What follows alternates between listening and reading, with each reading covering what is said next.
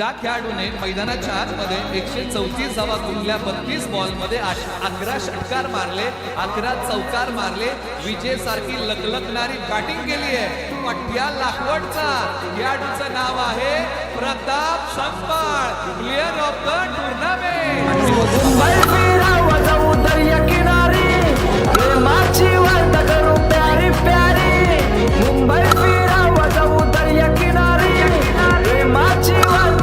फटका जबरदस्त आहे, हेलिकॉप्टर स्ट्रोक.